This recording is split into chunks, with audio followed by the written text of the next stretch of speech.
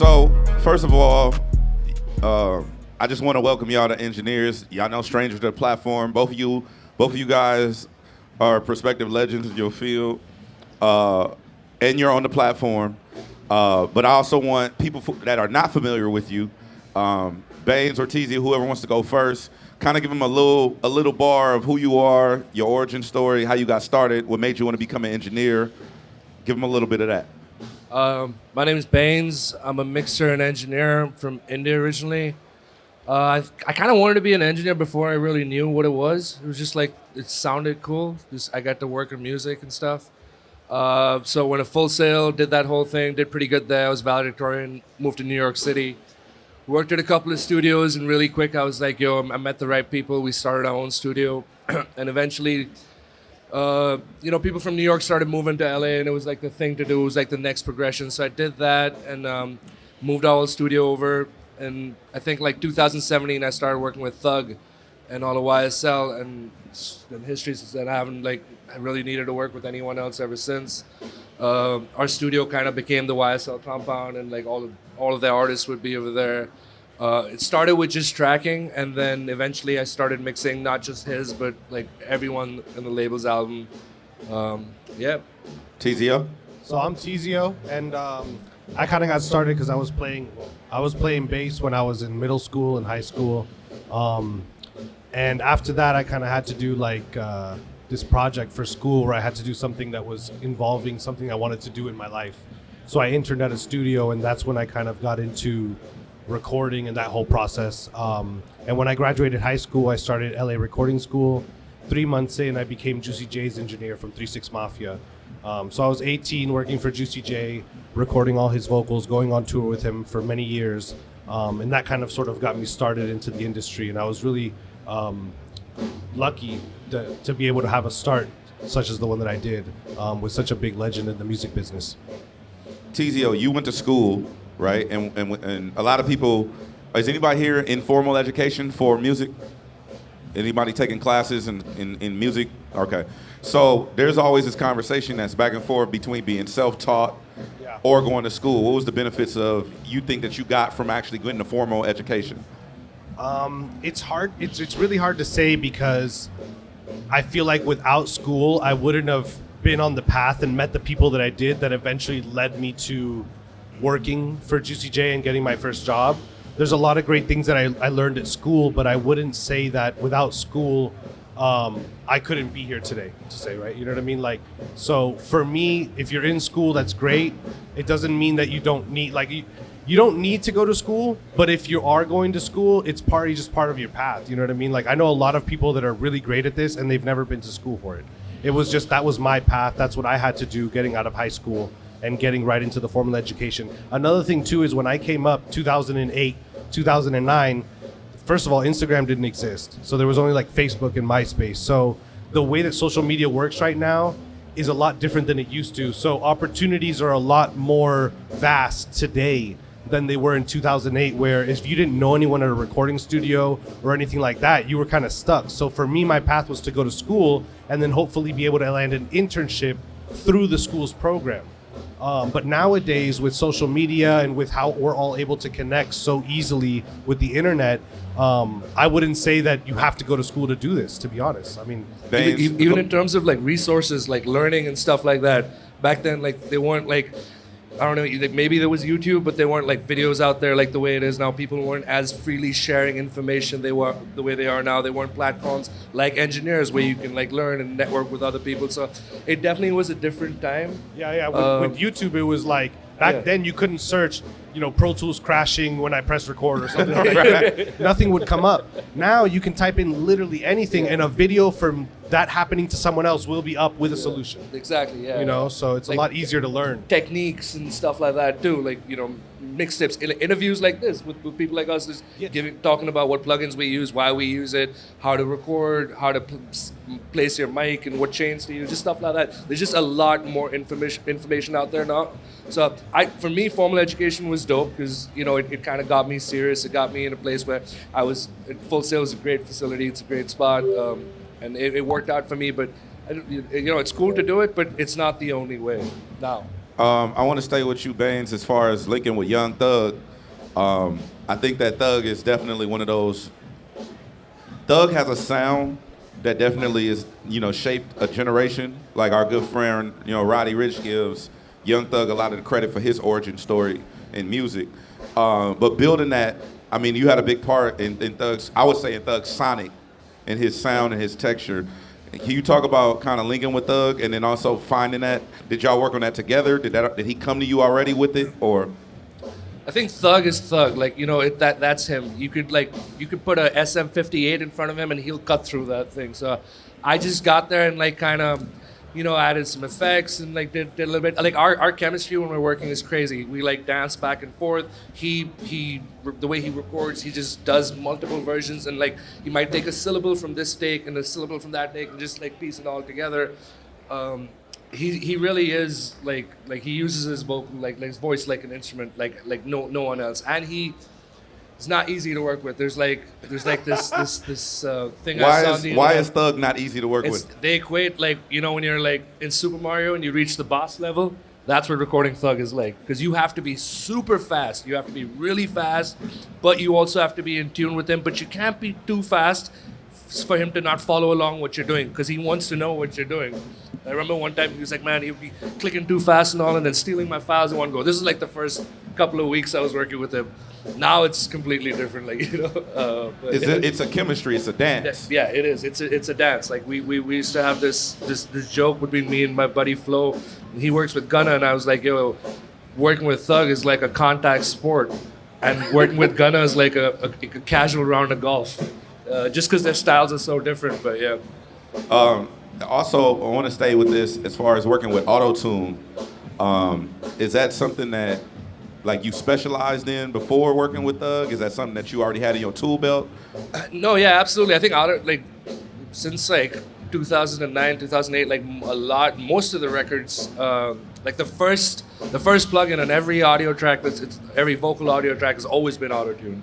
It's very rare that someone says they don't want to use auto-tune, and the way we use it is different as well, just because I work in hip hop and I like to change things later on, and I like to move it off low latency because to me that sounds better. When he uses auto-tune, he actually tracks through it and prints it, so it's baked in. You can never change it and stuff. And I think that's more of an R&B thing, because you're dealing with so many vocals and stacks, and they might change the key on one note and stuff like that. So it's just different ways of using it. When you're dealing with a lot of tracks and stuff like that, having 80, 90 auto tunes up, and then you get to a section in the song where there's a note that needs to be added in, and then now you have to change that on the record track and then change it on the tracks you're about to push those regions to.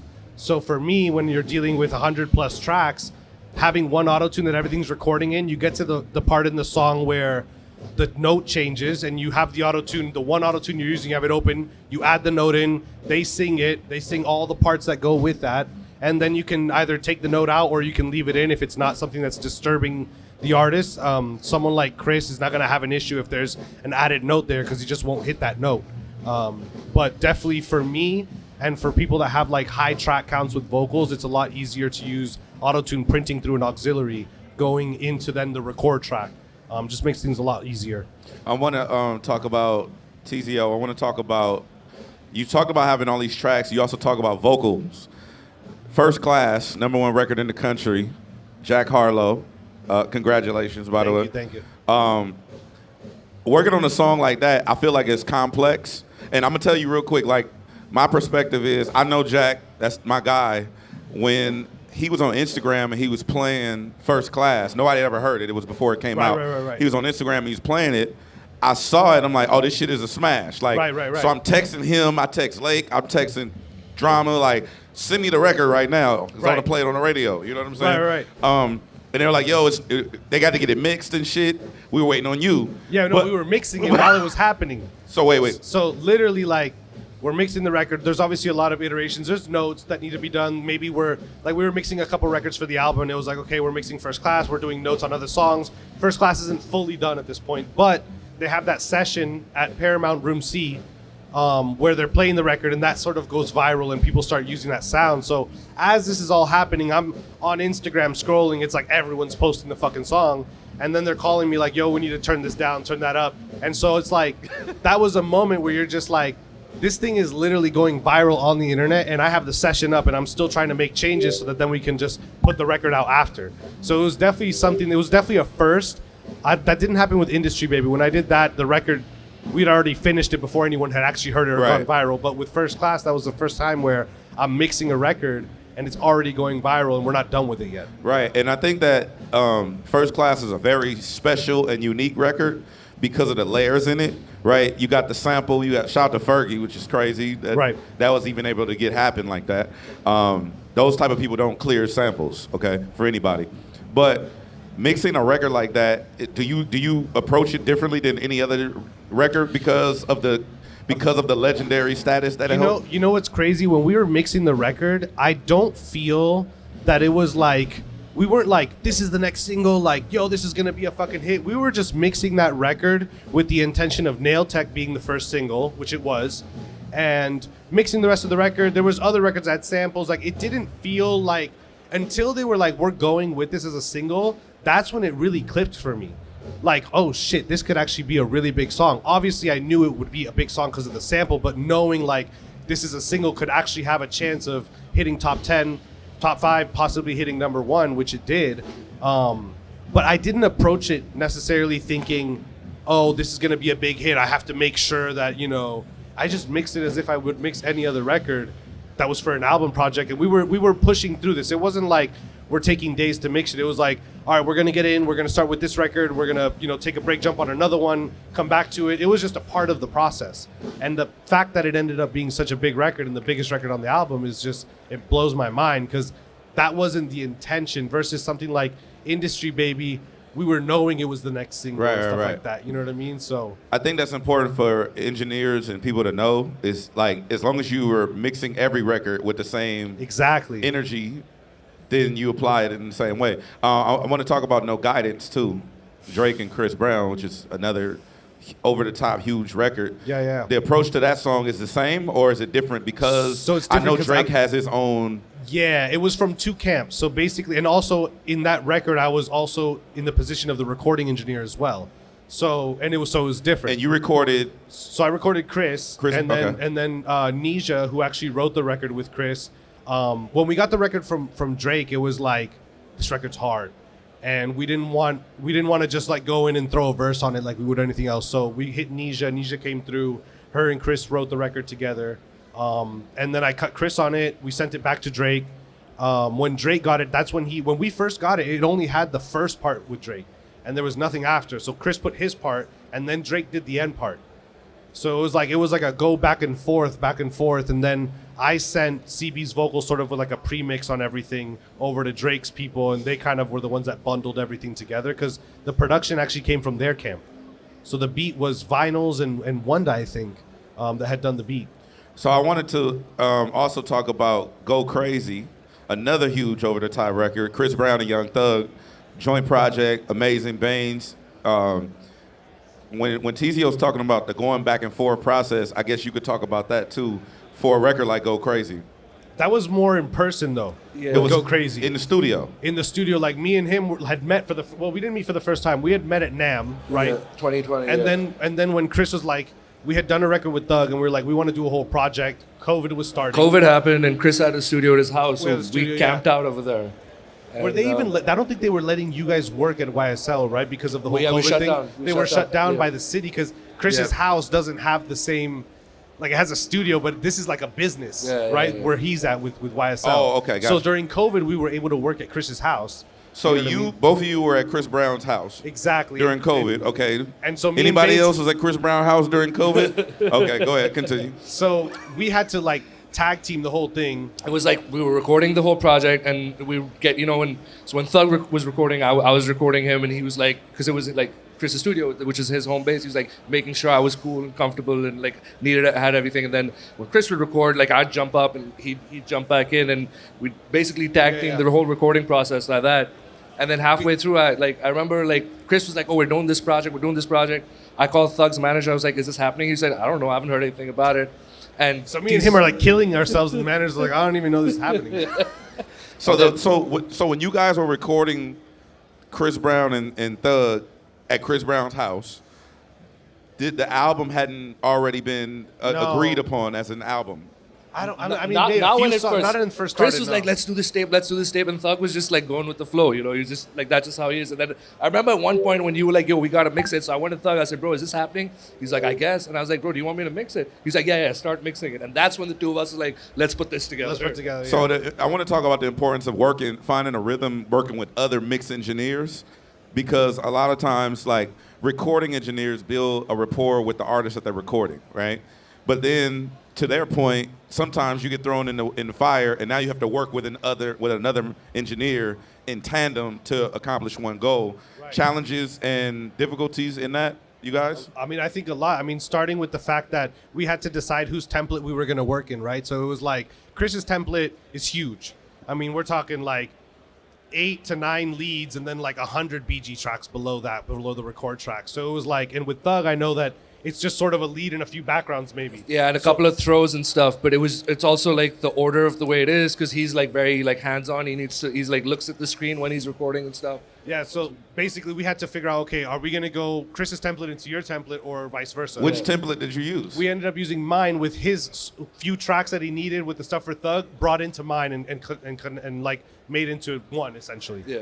So is there a technical change that you have to make when doing that? Like if you have to work in his template, I would assume that like channels, buses, all that type of shit would have to be different, right? He has his own bus, so like everything is going out to 1 and 2, right? So I have my buses for Chris. He would have his Thug buses going to 1 and 2. So it wasn't that his buses would interfere with my stuff. Yeah. His buses weren't going to mine and then getting the Chris Brown treatment. He was just going right to 1 and 2. I think Mine with the was going delays right and to the 1 and 2. reverbs and all, we kind of just figured it out. Yeah, we just kind of threw them together because it was like... Yeah, it's you got to adapt. That's just the kinda thing. throw 'em Yeah. together. And you got to Fuck it, understand when you're recording and you have guys that are at the top of the game like Chris and Thug, like there's no time like, oh, you want me to try this cool delay? Like, no, just throw something on there and keep it fucking moving. This guy's got to get in the booth. Like, there's a lot of shit moving parts happening at the same time, you know?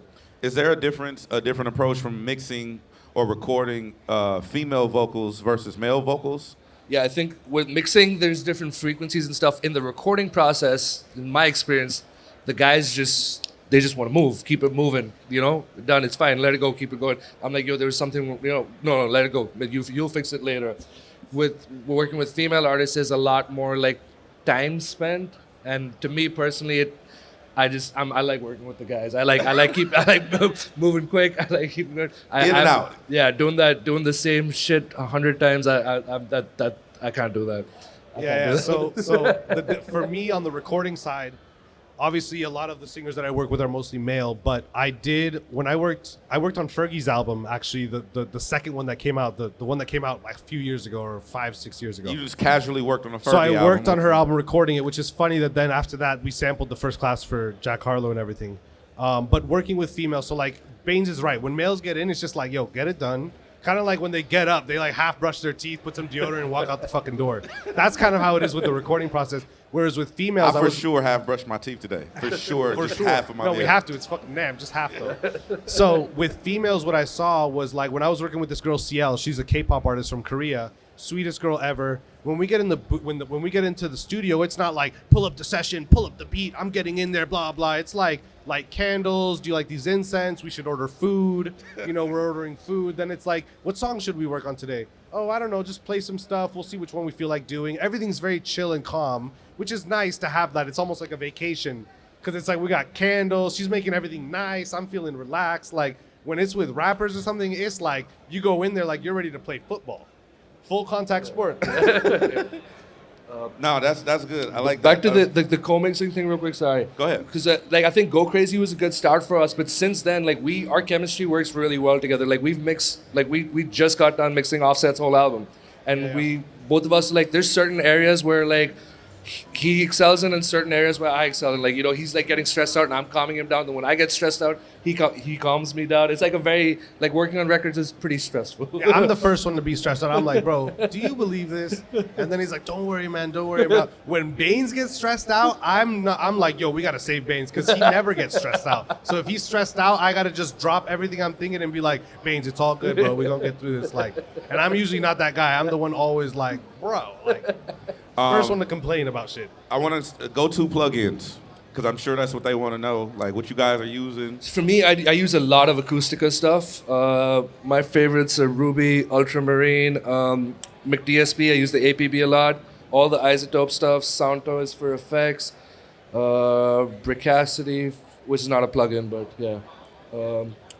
So as far as plugins for vocal stuff, for example, I use sort of the same stuff on everyone's vocal with the exception of sometimes I need something different to create a different vibe. But for the most part, like Pro Q, I don't know how many of you use Pro Q, but Pro Q is like the one thing that you can just throw on Surgery, anything you need to do, boom. That sort of gets me started. The Pull Tech is amazing, 10K. 1176, I really like the UAD one, and I haven't stopped using it. And for some reason, same with the Pull Tech, like I just use the UAD one. It sounds better to me than like the Waves one. And then what else? Neutron 3 is an incredible tonal EQ for me. Neutron 4. Neutron 4, sorry. Neutron 4. Every time I'm like, yo, Bainz, that's Neutron 3. He's like, there's already a 4 out. I'm like, fuck. So now I'm like getting into 4, and I know next week they're going to release 5. But Neutron 3, 4, 5, whatever you want to call it, that EQ is incredible. And then, yeah, C2 compression. Like, a lot of people think that mixing is complicated. Like, oh, you got to use the crazy plugins. Like, sometimes you just need to use something simple because there's not a problem to fix. You know, like a lot of things people think like when you're looking at a mix, you're looking at all the problems. Sometimes something is not an issue. Sometimes doesn't need anything but a little touch of compression just to kind of set it in the mix. But you don't need to put 8 billion plugins on everything with, saturation on the hi-hat and all this stuff when it doesn't necessarily need it. You know what I mean? So I keep my stuff real simple. The go-tos are Sometimes less is more. Less is more sometimes. I want to get to some questions. I know you guys have questions, but I do want to ask last thing about usually everybody wants to know, how do you go about setting your rates? Like, how do you, because at this point, I know you guys pretty much work exclusively with these top tier, award-winning Grammy artists, but if you were to do independent projects or for people that are coming up, how do you go about setting your rates? I think there's like an indie rate and like a label rate. Like everyone kind of does that. And if it's, I guess if it's an artist you believe in, then you're flexible in your rate. But it's otherwise, a sliding pay scale. Yeah, it sort of slides. Yeah. Because at the end of the day, like a lot of these hip hop records that you hear, like the Polo G shit, like I mix it in an hour and a half, 2 hours max. Like it doesn't take that long. So a lot of times, like I might find an artist that I'm like, yo, this song is fucking sick. Remember when we went to this like listening thing where we were listening to people's songs and we were like kind of giving them feedback. And this guy played this record and I'm like, bro, this record is crazy. Can I just mix it for you? Like I didn't even charge him. I just liked the record so much that I mixed it for him. You know what I mean? Like, so a lot of times, a lot of people get stuck on like, oh, well, they don't have any money to pay me. And it's like, this is experience for you. You know what I mean? Like, you're not at a point where you're so in demand that you can't do anything. Even I'm at the point where I can every now and then do a mix for a really low rate for someone because A, I believe with them. B, it might be a writer that I came up with who's now trying to be an artist, which happens all the time. I mean, like someone like Eric Bellinger, who I've known for 12 years, when he asked me to mix something, like, it's all love. Like, we're brothers. He's known me since I used to drive around in a fucking car, and that's it. I used to sleep in the car. Like, just like, that's when he knew me. So now, after working with Chris and all this shit, when he needs something from me, I just take care of him. That's my brother. So, like... Then you take into account whether you're getting a point or not. Yeah, and, like, you can always work something out. Like, are you doing Atmos? I did a mix recently called El Nene for a producer named Foreign Tech, who's another close friend of mine. I've known him 10 years. And he's like, I really want you to mix this record with Anuel. And I was like, look, bro, don't even pay me. Just give me a point on the mix. That's you know what I mean? If the record does really well, cool. If it doesn't, then like, took me 2-3 hours to mix a record. I'm not tripping. And I'll get to be a part of a record with an artist, Anuel, who's really big, and with a producer like Foreign Tech, who in the Spanish world is a big producer. And like, a lot of times, those opportunities are the ones that lead you to greater things when you're looking at it like, oh, I'm not even getting paid. You know, one quick thing that I want to tell, just so that you guys kind of get an idea of what I'm talking about, is when my first Grammy nomination was a Latin Grammy for Prince Royce with Chris Brown. And I remember Chris called me one day and he's like, yo, they hit me to come to Paramount to do a feature for this guy, Prince Royce. Do you know him? I'm like, yeah, it's a big Latin artist. He's like, pull up and record my vocal. So I was like, bet. So I pulled up, I did it, everyone's nice, everything's cool. And I leave and I try to put that session on the RCA invoice to bill Chris, and RCA is like, we're not paying for this, it's not a Chris Brown session. So they're like, can you go to the Prince Royce guy? I could not get a hold of it. I never got paid for that session. So, and that was my first plaque I got, and my first Latin Grammy nomination off a session that I never got paid off of. That's crazy. And I was upset, and then that's when it clicked, and I was like, the biggest opportunities come from the places you'd least think they come from. That's fire. Last thing, and then we'll get to some questions, is EngineEars as a platform.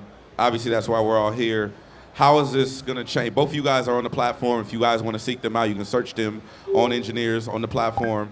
But how is a platform like this going to streamline the future for engineers getting paid, right? Definitely. Or even just the process of file management as well. Yeah, so workflow. The fact that the references there, the rough mix, and you can like just sending files is a lot more easier. You don't have to like create links. It's safer, and just getting paid. That's the biggest thing, because if you like we're creative people, we shouldn't need to think about all of that stuff. Let someone else deal with that. It's so important though, because why else are we doing this? It's really dope to have everything in one area and like just have someone else deal with the back end stuff. Also, I think I don't want to like talk too much about like the money thing, but like if you consistently do this and you're constantly getting fucked and not getting paid, it's really difficult on your mental to be like, I want to keep doing this. I'm gonna just keep like, it's really hard. Like I've been there where you're just like, bro, these people don't want to pay me. Like I can't even, they're ordering Bossa Nova and food in the studio and like, I don't even have any money to pay for any of this shit, and they're not even paying me on top of it. Or they're going, I used to go shopping with Juicy J. And this man would be like, I'd be like, yo, you ain't paying me too. I mean, like, Juice always paid me. Sometimes it took some time, but we'd go to the Gucci store. He's like buying everything. I'm like, bitch, I need my money too. You know what I mean? So he's buying a $700 belt, and he owes you. Which back then it was like to see in the position that I was, I'm 18, 19 years old, don't really have any money, and seeing someone spend almost $1,000 on shoes is like, what the fuck? It's crazy, you know? Last thing before we wrap, Bainz, he just said you were a soldier, be in the studio. Longest you've been in the studio without a shower. Oh my God.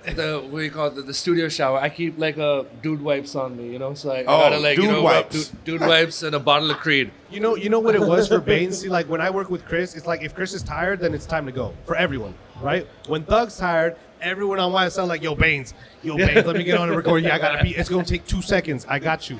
And then it turns into that. So like, we've definitely been at Record Plant for about a week and a half straight. A week and a half straight. Yeah, but they have showers there. You showered. Yeah, definitely. Yeah, they have showers. Yeah, they have showers. Yeah, they have showers. All right. Can't go. Listen, first of all, give it up for Teezio and Bainz. Also, if you're not on the EngineEars platform, like they said, we strongly urge you to do so. You don't have to check Chase. Sign up at engineers.com. You can scan the QR code. These guys are going to go right here on the other side of this wall briefly, take pictures, chop it up with y'all real quick, and then we'll be right back here about 12 minutes for the next panel. Thank you. Go to engineers.com. Thank you, guys.